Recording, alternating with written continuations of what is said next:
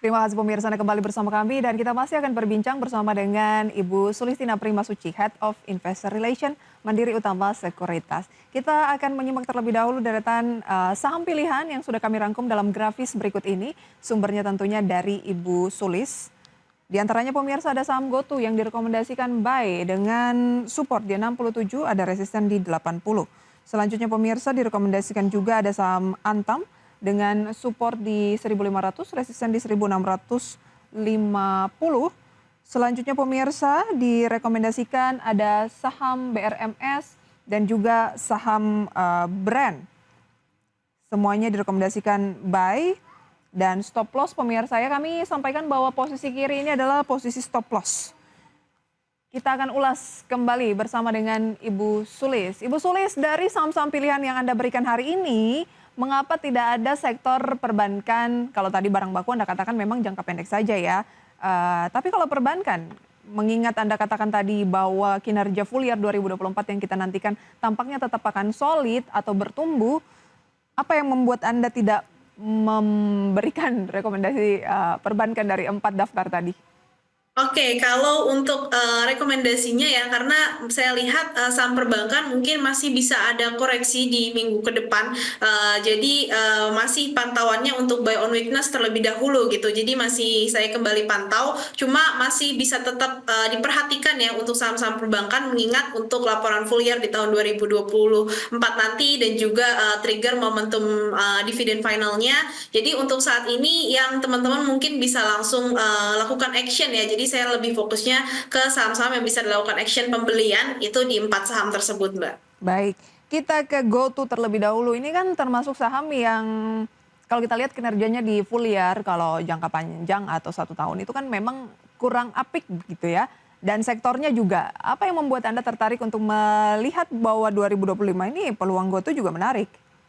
Oke, kalau yang saya lihat di Goto itu menarik adalah di perbaikan dari sisi kinerja keuangannya, karena memang meskipun saat ini masih merugi ya dari sisi fundamental perusahaannya, cuma ruginya itu di kuartal ketiga terakhir kemarin itu sudah mulai susut, bahkan sudah tersisa hanya tinggal 50%-nya saja, dan diharapkan untuk di full year di tahun 2024 ini Goto akan coba di break even point atau di BEP terlebih dahulu. Jadi di tahun 2025 mungkin ada pemulihan dari sisi kinerja dan juga yang nanti akan selaras juga dengan pergerakan harga sahamnya. Baik, Anda berikan level untuk stop loss di 67, targetnya ada proyeksi ke 80 yang terdekat untuk GoTo ya.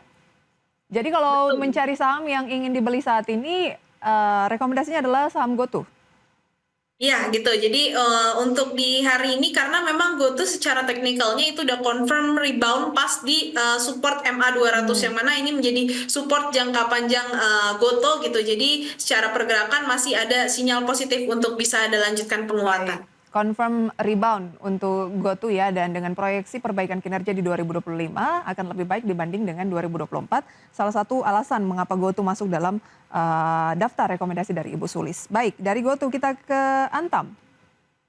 Oke, ya selanjutnya untuk di Antam yang mana tadi target sekitar 1.650. Kalau melihat di posisi hari ini itu juga masih cukup menarik ya karena memang Antam ini juga menjadi saham yang masuk ke dalam sektor barang baku. Jadi untuk short term masih bisa teman-teman perhatikan. Baik, untuk short term masih bisa diperhatikan, berarti target di 1.650 adalah target short term.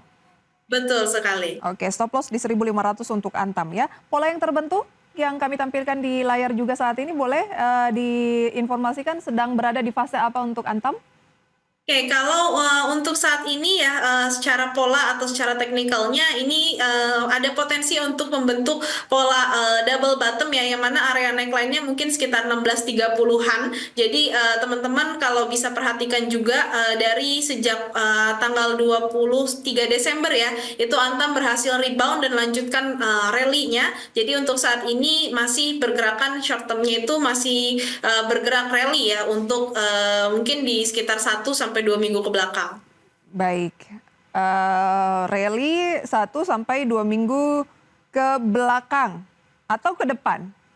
Oke, kalau untuk ke depan juga ini jadi fasenya saat ini dengan potensi membentuk pola double bottomnya ini, jadi masih ada di tengah-tengah nih Baik, posisinya untuk menuju ke area neckline-nya. baik, baik. Antam ya, buy jangka pendek saja terlebih dahulu. Ada target terdekat di 1650. Baik. Selanjutnya BRMS. Oke, kalau untuk BRMS ya, ini menjadi saham konglomerasi juga yang lagi ramai di hari kemarin dan juga di beberapa waktu ke belakang, yang mana di grup Bakri, lalu juga di grup Prajogo ya, yang mana meskipun di hari ini koreksi minus sekitar 2%-an, ini masih teman-teman bisa perhatikan untuk buy on weakness ya di posisi saat ini dengan sentimen positif juga dari sisi kinerja. Emang BRMS juga mencatatkan kinerja yang cukup baik sampai dengan kuartal ketiga di tahun 2024 kemarin. Baik, masih ada proyeksi lanjutan. Kalau time frame berbicara Antam dan BRMS, kira-kira lebih panjang kalau untuk invest tuh lebih panjang yang mana untuk saat ini? Kalau untuk saat ini mungkin bisa watchlist di BRMS. BRMS ya, ada target di 460, stop loss di 380. Selanjutnya masih barang baku ya, tadi Anda sempat merekomendasikan jangka pendek saja untuk brand ya, target di 10.700. Ya, betul. Untuk di brand juga masih masuk ke dalam saham konglomerasi, yang mana juga masuk ke dalam saham sektor barang baku. Ini secara teknikalnya menarik juga, meskipun kalau secara fundamental tidak terlalu positif gitu ya, karena mungkin kenaikan labanya tidak begitu signifikan. Terus juga dari sisi dividen yield-nya juga masih belum cukup menarik. Cuma dari sisi teknikalnya ini confirm menarik ya, untuk bisa ada potensi menutup gap yang terbentuk pada tanggal 19 September dan juga 20 September, yang mana gapnya itu di level sekitar 10.200 sampai dengan 10.700. Baik, itu dia untuk rekomendasi saham pilihan. Sebelum kita ke update pembukaan perdagangan di sesi pertama pada hari ini, Ibu Sulis saya ingin menanyakan sedikit, kan akan ada IPO juga ya, anak usaha dari PANI begitu. Bagaimana analisis Anda yang dimana akan melangsungkan IPO resminya itu di Januari ini ya? Ya, betul. Jadi yang mana di PT Bangun Kosambi Sukses ya, atau Betul. CBDK, kode emitennya itu mana udah bisa mulai dilakukan penawaran umum per hari ini ya, di tanggal 3 sampai dengan di tanggal 9 Januari, dengan di harga yang sudah di final, itu di harga tertingginya yaitu di 4.060, sehingga menunjukkan bahwa antusiasme cukup tinggi karena ini merupakan anak usaha dari PT Pantai Indah Kapuk 2 atau PANI gitu, yang mana harganya juga cukup melesat di tahun 2024 kemarin itu. Jadi untuk saat ini dengan dana yang diincar sekitar 2,3 triliun dan juga digunakannya itu cukup positif ya untuk akuisisi PT Industri Pameran Nusantara atau PT IPN untuk membangun proyek MICE yang luas areanya itu bahkan sampai 18,5 hektar gitu, dan akan beroperasi di September 2025 ini. Tentu hal yang positif secara fundamentalnya juga, untuk laporannya cukup bagus dan positif juga dari segi asetnya bertumbuh, likuiditasnya juga dan solvabilitasnya Baik. cukup aman gitu. Jadi untuk saat ini sih masih direkomendasikan ya dari saya untuk ikut IPO di Baik. CBD. Baik, itu dia ya rekomendasinya. Kita update pembukaan perdagangan pada pagi hari ini. Pemirsa, data selengkapnya bisa Anda saksikan di layar televisi Anda. Indeks harga saham gabungan tampaknya di perdagangan hari kedua ini naik 7.167 dengan penguatan tipis 0,04% saja atau 2 poin. Dengan saham-saham yang menjadi top gainers pemirsa adalah saham PTRO atau Petrosi, penguatan hampir 8%, kemudian ada GoTo 3%, Raja Telkom pemirsa 1,5%, TOWR 6%, ada Medco, Indofood, Awan, dan beberapa saham lain. Losers ada BRMS yang tadi merupakan saham rekomendasi dari Ibu Sulis, Inet, DOOH, SCMA, Tins, Daas, dan beberapa saham lainnya.